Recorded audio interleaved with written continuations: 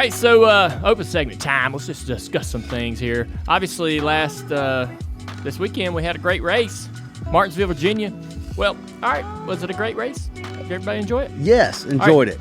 Martin Truex Jr. led. I enjoyed both of them, actually. Yeah. All right, Martin Truex Jr. led more laps than anybody at Martinsville, I think. I don't think anybody's led that many laps there. What's the history? What's the statistician say about that? Is that the most ever at Martinsville?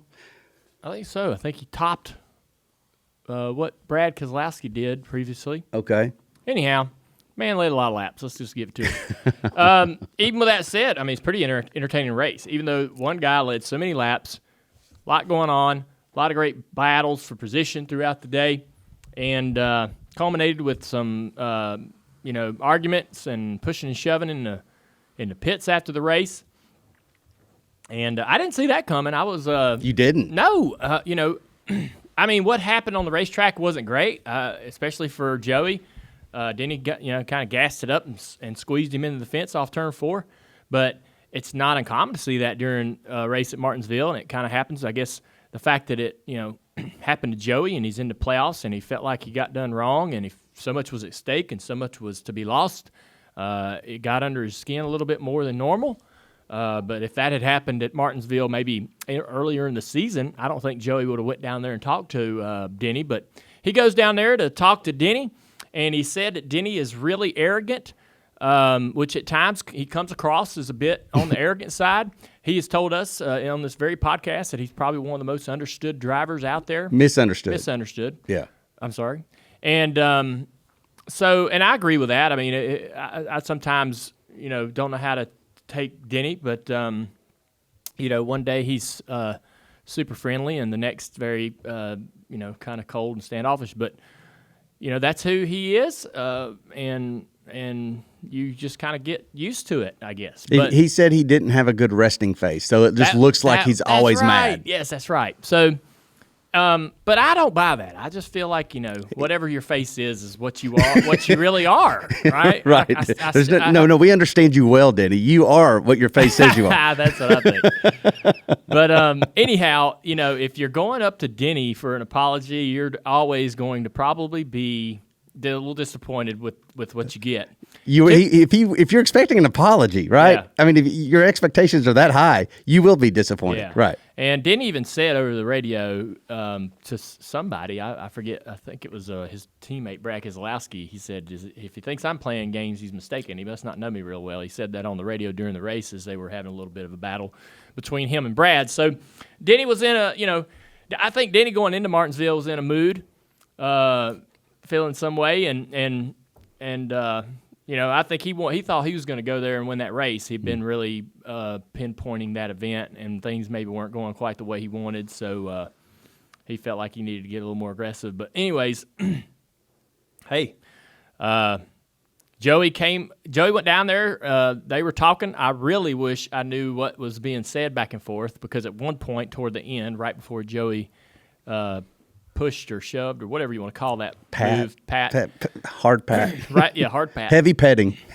Right before that, Denny holds his finger up and kind of gives a, whoa, wait a minute. Like, it really makes me wonder what Joey said for Denny to go, hold on. All right? Like, did Joey go too far? Yeah. In saying something personal or what? I don't know, but he tapped him or whatever and turned to walk away. And it kind of registered with Denny like, oh, I just got tapped. Yeah. Like, I just got physically. There was a split-second delayed reaction. Yeah. Like, it didn't go trigger, boom. It was like, couldn't believe did he just do that? Right. And then he started to go after him.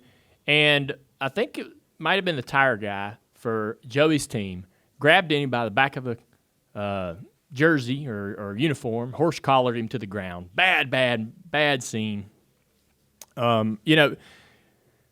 I read all the comments on social media about it, and there's no, so it's easy to say, man, the team should stay out of it. Let the drivers handle it. It's so easy to say that. It ain't that easy though. It's never going to happen. You can preach it all you want. It's not ever going to happen. Ever since I've been going to the racetrack, if there was any kind of physical altercation, the teams are going to be part of it. The team guys are going to be involved. If even on the premise that they're helping diffuse the situation. Right. The guy that pulled down, which was a heck of a takedown, by the way, he could make an argument he was trying to break him up. Yeah. He just very aggressive. Basically. He took himself down. Yeah. With the whole, he committed fully to the moment. And he's like, I'm going to end this. Anyhow, I'm going to end this. I thought he needs to be suspended. The crew member. Yeah, he needs to be fined and suspended.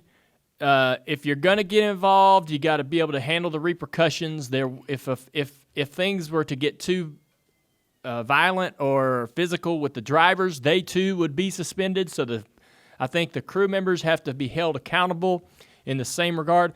So I hope that he's suspended, and I hope that there was some sort of a deterrent for him and anyone else that wants to step in a situation like that. But, like I said, if there's another fight next week, I will not be surprised that the crew members are all in the middle of it. Mm-hmm. And because that's been the way the crews often are fighting before the drivers are willing to fight. Go back in the 60s, 70s. The fights in the pits were happening during the race. So this isn't like new. It isn't something where, there needs to be new guidelines written or anything like that for how this all goes down, and letting the drivers sort of fend it for themselves, sort of like in hockey, and having the officials decide when it's gone far enough and to split it up. That's never going to be the case in our sport. The precedent was set decades ago, and I guess if you're a driver and you really want to get after a guy by yourself, you need to take that to somewhere that can happen, right? Meet the guy outside or bus lot or something like that. Like Matt Kenseth went in between the hollers. He had a good little moment there with Brad Keselowski where he could have dotted that I a few times before every crew member ever got in there. Right. But if right there in the middle of pit road and 300, 400 other people, you're not going to get much of an opportunity to really. Well, that's right. You just hit it. The crew members are going to be involved as long as they do their fighting on pit road, because naturally there are 10, they're by the cars. Yeah. There's 10 crew members by a car. Where are they supposed to go? Are they supposed to go back to the motorhome or back to the trailer while the drivers duke it out? No, that's not going to happen. My question to you is, and maybe this is a more general statement, how often do you think the drivers that are, running their mouth and trying to fight and trying to be Billy Badass, do they really want the driver? Don't they want their crews there to really kind of diffuse the situation? Are they really ready to fight, or do they think, are they just trying to put on a show and make it look like they're going to take care of business, but everybody knows they're not going to? What do you think? I think that every driver hopes that their team has their back. Has their back? Yeah. As in keep them out of it, or jump in? I don't think that they care one way or the other. Okay. But I think that every driver hopes that wherever they go, with whatever intent they have, that the crew is on. We've seen those situations, and I can't exactly recall off the top of my head, where the crew did not go defend the driver. The driver was by themselves. Well, that's kind of like when that's awkward. Well, that's like a quarterback that runs his mouth about the offensive line and then gets sacked, and the offensive line ain't going to help him up. That's right. Off the ground. That's right. You run your mouth about it. Yeah. So if you're gonna, if you want your crew guys to have your back or support you or know how to help you diffuse a situation or whatever it is, Mike, you got to be treating them guys right. Taking care of them and have them on your, all one big group, big happy family. Another thing that happened this weekend that was kind of, funny. Radio chatter from Gilliland, who won a truck race, comes across the finish line, and he has just won his first truck race. Matthew really wants us to talk about this. I can see him in there just grinning so hard. I don't mind. I don't mind what he said. I think I wish he wouldn't have said it. Probably, I think he shouldn't have said it. He said it. Own it. Don't apologize for it. I was kind of tell people what he said. He said something along the lines of, as he's driving across, taking the checkered flag, winning the race, he said something along the lines of, Kyle Busch, which is his team owner, Kyle Busch can just stay in his effing motor coach. Yeah. In other words, to imply that don't come to victory lane. It's a little cringeworthy. I didn't like it at all. Yeah, goodness. I didn't like it. But I think that you're saying he apologized for it, but you said he backed it up a little. He apologized on social media. Okay. And which I don't believe one bit that he's sorry. Okay. Yeah. The thing is so, and I think this is for any driver who wins a race, right? Especially the guy who wins his first race, whether it's in the Truck Series or say Todd goes and races in Xfinity Series and wins there, or next Cup, if he wins a Cup race someday. For all those guys that are going to win, so you just crossed the finish line and won your first race. Why bring in something negative into a moment that is so good and so important in your career? Why put any emphasis or spotlight or focus on something that you really aren't even happy about or don't like in that moment? Like, it surprises me. Like, you cross the finish line and your first instinct is to go, that guy. Yeah. I just have a hard time. It's happened before. Like something good will happen to somebody, or somehow win a race, and they'll say something, and Kyle Busch does it all the time. Like, he is so annoyed by something, and he has won a race, and will get out and go, you know what, I won, but this is annoying the hell out of me right here. And it's like, Kyle, just celebrate the moment, enjoy what just happened. Right. He's done that before. Right. So, which makes this ironical. Yeah, ironical. Okay. Well, But that being said, keep going. I mean, like, he said it. You liked it. You didn't mind it. I thought it was it made me cringe a little bit. Okay. But, I mean, I guess I didn't really carry the way that he said it. I guess when he backtracked to apologize about it, I was like, wait a minute now. A whole day later, if you say something like that, it's kind of like a drunk man's words or sober man's thoughts. Is that right? So you're saying right? That's the way you say it. Are you equating him in the moment being as emotional, not thinking properly, and so I feel like there was some truth in it. Of course, yeah, I think it was. Listen, I mean, I feel like there was some. That's how he did in his press conference say he sort of wishes he didn't say it. So he didn't take a day to apologize. I mean, I don't know about the apology, but he did start walking it back shortly after, when he kind of calmed down and was not in the moment. It was humorous. I don't think he should have said it. I know he immediately regretted it. But there's something there. Oh, there's something there. I mean, listen. It came out of nowhere. Okay. I didn't. Oh, you don't think it came out of anywhere? You think? Go ahead, Matthew. What were you going to say? Yeah, Kyle's been very critical, which deservingly so. Yeah, he's been critical, and he took exception.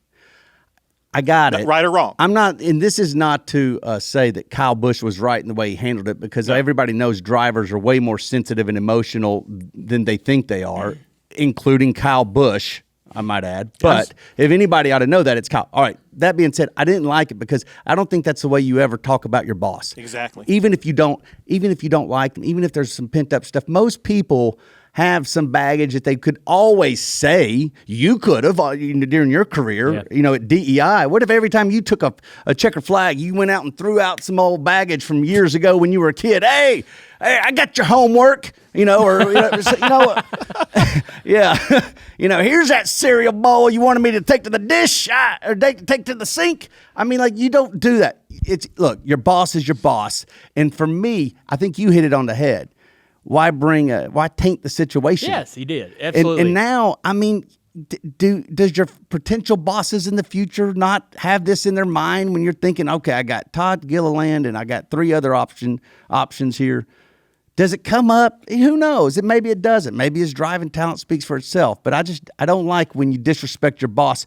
Some people could say it's because he was on the radio, so it's fine because he was talking to his team. I don't think you disrespect your boss in front of your team. Exactly. I don't think you did, even if it's not on the radio. Yeah. You don't disrespect the boss. Exactly. I just think that's the long game. It's not the way to do it. But anyways, key word, the long game. So I'm with you, Mike. I just wish that when a driver wins a race, that he can suppress whatever those frustrations are and just celebrate what this incredible moment is. Channel it into the good. Yes. Channel it into the positivity of the situation. Right. And it had been particularly because for him it had been such a long season, and here he was being not vindicated, maybe vindicated, I don't know, but he's having this moment and doesn't know what his plans are for next year, he said. And now everybody's going to remember, hey, remember when he won that race, what he said when he crossed the finish line? Not, hey, that was cool, he got a clock. And then the other thing, too, is Kyle goes to victory lane to congratulate his driver. How freaking awkward. Oh, how awkward, yeah. I mean, because now everybody's wondering, is he going to show or is he not? What do you do? Yeah. Shoo.